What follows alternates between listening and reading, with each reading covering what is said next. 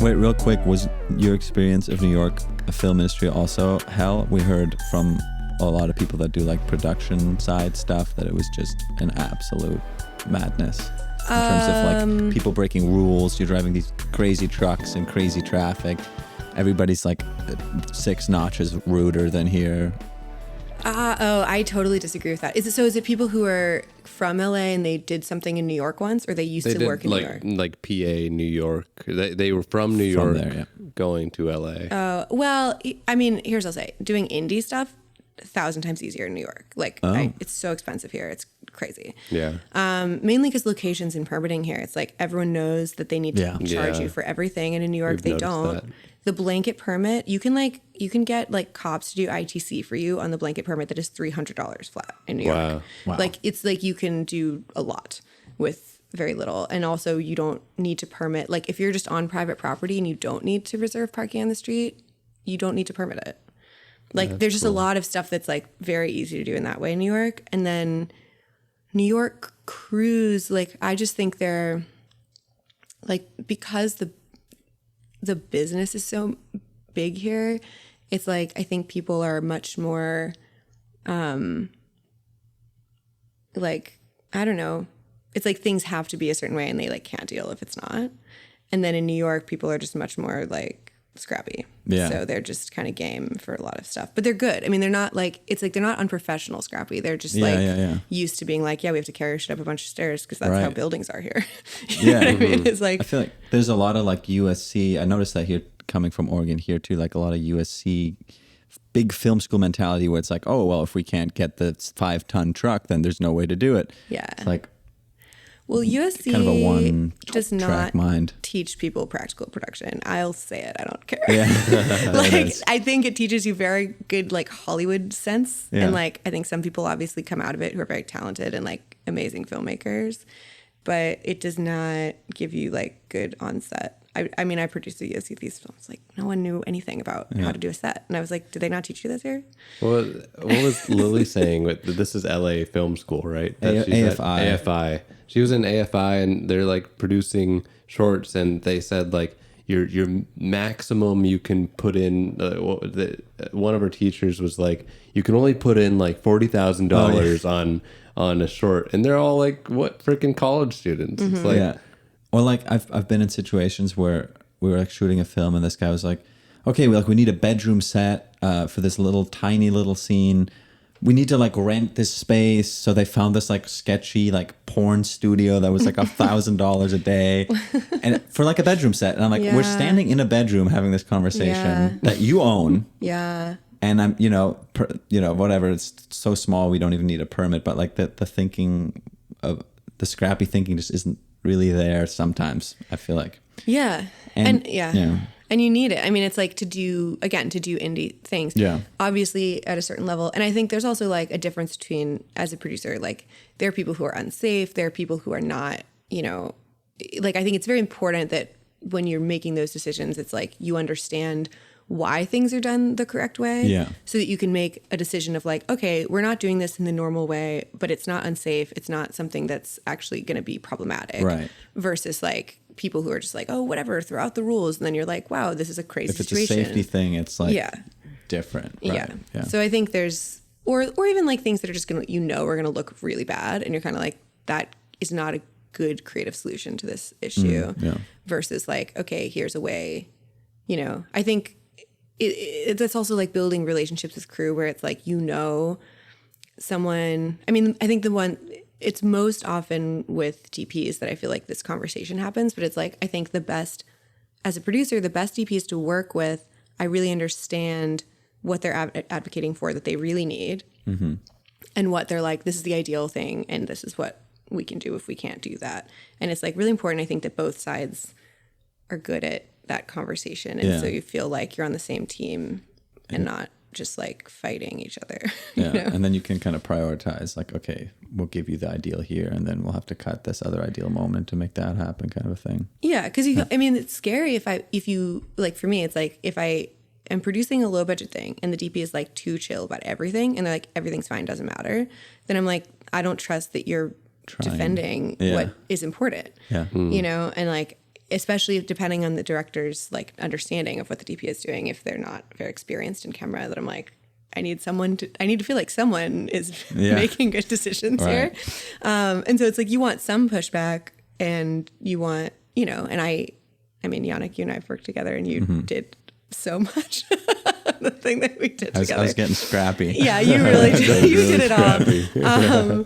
But I think hopefully, it's like I try to create an environment where people feel comfortable to say that stuff to me, and that I'm not unreasonable. That I will do to the best of my ability, give people what they ask for. But I learned a trick in art department that in my last job that I did, that if I wanted something, I would tell the DP what I wanted and try to make them decide that this is their idea. Yeah. And then the DP would say how much they'd want this, and lo and behold, it would happen. Well, it's so hard with art department because like so much of art department's labor is invisible to people. It's like, you don't like, in so much of that work is happening offset.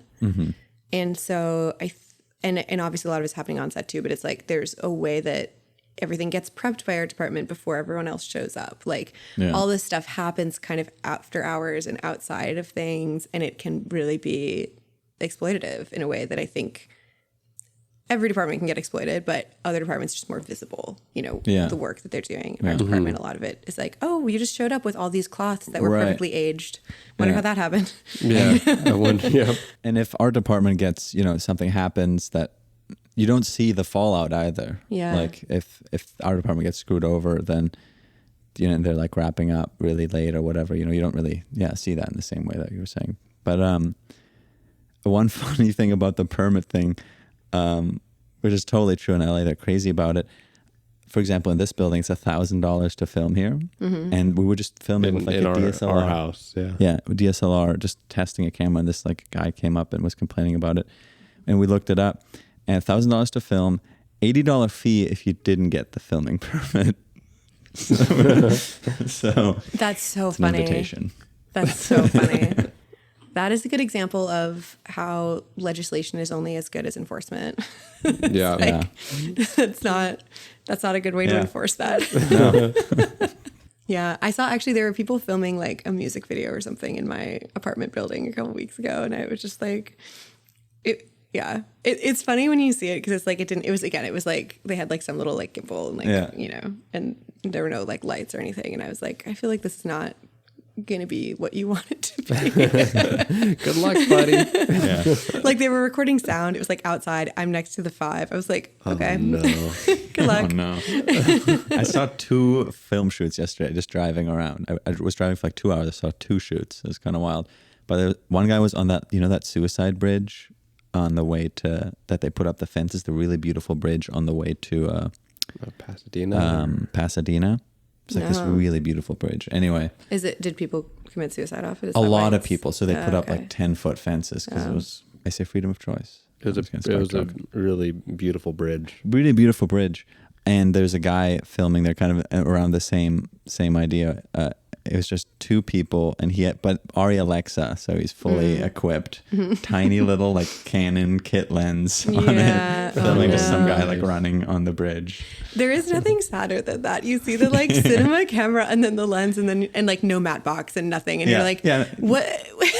How did we get here? It was just, the Arri Alexa is a cube, but it never looks like a cube because there's all this stuff on it. It was a cube. Yeah. Like he was holding a lunchbox on his shoulder. That happens time and time again, especially with the music scene. One of my friends, he's in his 50s, very pristine DP director as well. But what I appreciate about him is he kind of does, like, sometimes he is a PA driver still in his 50s, and he just like I appreciate that he can go back and forth, just kind of doing the grind. Scrappy. Yeah, no, and because it keeps you humble if you're like a PA driver one week and then a director the next week. But sometimes when he's like ACing, and he's ACing for like a music video, the DP is a friend of a friend from the musician, and it's someone that like literally did their TikToks is now holding an Arri Alexa or a Red, and literally just having absolutely no clue. They didn't know how to turn the camera on. And it's just big red button. Yeah. It's the red. Look for the red button. But yeah, and he literally had to be, and they're like, well, you're the AC, help them out. And he had to leave a few of the jobs because it's like, no, like this person doesn't know how to turn the camera on. Like, if you want someone that knows how to do that, hire me as the DP and I'll do that. But I'm not going to tell them how to do the bare minimum of how this job should be done. It's scary. Like, I do think we live in a time of people really not people over prioritizing prodigy and under prioritizing like learning and mentorship, and how like this industry, like I think especially because film, it's like there's this idea of like you're just talented and you just do stuff. And it's like, no, you need to learn. Like there's a lot to learn. Yeah. One dream. Yeah. Yeah. And it's like on the one hand, you learn on the job. Like I think it's like understanding what the balance of learning on the job is that some people have a really off idea about. And it's like there are certain things that I learned on the job that are, that are okay. And there are other things that you're like, no, you should not go into this job not knowing this because that's really bad. Sometimes it's learning at incredible expense of other people. That's not the way you should be learning on set if you're running the whole project into the ground because, I don't need to like figure this out beforehand. I'll learn it on the job. No, like some things have detrimental fallout. Yeah. And I think especially for like, I think producers and directors probably the worst offenders of this because there is no like official requirement of how you get into that job and then you're in charge. So it's hard to like, if you didn't have a job where you learned on set watching other people do it, like, you don't really know. You're just guessing kind of, you know, and there's a lot of missing pieces. And I think part of why I think for me, a lot of the best directors have an additional skill that they've done professionally that helps them to know like how to behave like a little bit and like and then it also is helpful because in that technical skill, like it's like whether that was an on-set skill or whether it was editing, like just something that's like they know what it's like to be on the receiving end of directing. It's huge. He and I always talking about it like, oh, this person like definitely never PA'd. Like some of the, somebody's like, oh, strap this on. Why can't you strap it on your roof? It's like, have you never done it? Like, no. No. Yeah. The practical stuff like that too. Well, like, will this fit into this truck? It's like, never loaded a truck. I do like guessing what this director has done. Like, because it's true, a director usually has a thing, like they are the editor, usually they are the DP or they're the writer. And you can almost tell by how they work, what they're focusing on. And I more so like to guess than actually ask what's going on because you can usually guess what their like real focus is on the thing. I have a good Call Me By Your Name story. Hayden and I, we met doing like this web series thing in college, and we were filming on the campus, and James Ivory was just touring because he's from our school, and he was like doing his little promo tour or whatever, and was having a panel later that day. But I didn't know what he looked like, or was really not really aware of it. And these like two older guys walk into our shot, and I'm like, oh my God, like these guys are walking so slow. It's like a wide shot. It's like, yeah, these guys are milking it. Like, I got to get over there. So I'm like, hey guys, like we're shooting a thing. Like, oh, I didn't even really notice that there was a camera. They like look over, oh, what camera is it? It's like, I don't have time to explain to these like old guys, like what this like digital camera is. So I'm like, can you guys please just like get it going along? Like, sorry, like, yeah, we're just kind of in a rush. Right? It's just one of the cameras that we rented from the school, blah, blah, blah. And then later on, I realized it was James Ivory that I had like hushed through the set. Like, this old guy is not get out of here. And he would have totally done like a cameo. I feel like it would have been so good. But that was how Hayden and I met. Yeah. One lens, one dream. James Ivory. Yeah, thanks, James. One lens. Well, it's a good lesson. Yeah. But I also think it's funny, like people like that, like that's actually, it's totally what I aspire to be, is like one of those people who's like wildly successful, but they're not, like you don't recognize their face. Yeah. And so then like, I find this, I don't know if this is your experience of LA, but it's like, the sort of LA conversations where everyone's kind of like sussing out, like, what are you? How important are you? Can I like get something from you?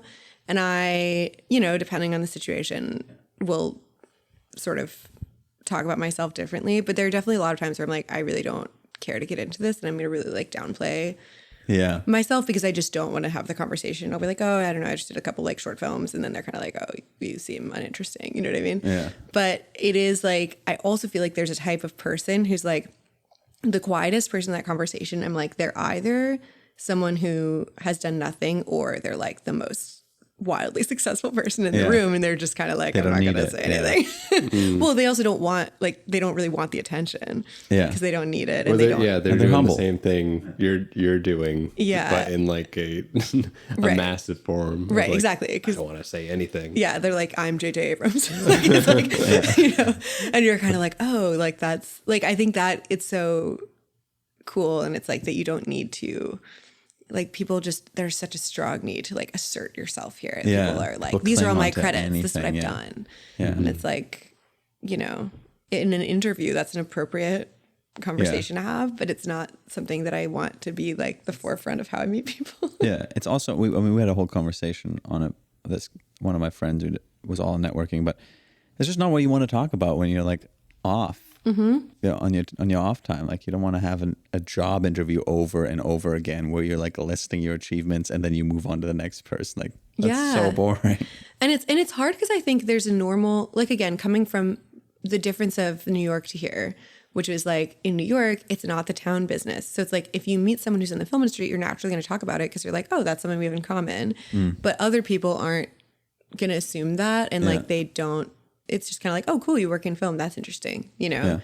And so here it's like, it's tough because on the one hand, it is natural to be like, to talk about something you have in common with someone. Right. So there is like, I understand why it happens even to people who are not intending to do that, because you're like, oh, well, if someone just told me they're a producer, of course I would ask, like, what kind of stuff do you do? That's like a normal follow-up question. Yeah. But it's weird because it feels like. It feels jobby. Yeah. And then it's like, I don't want to. Yeah, I feel like we're getting into this kind of dick measuring contest. Yeah.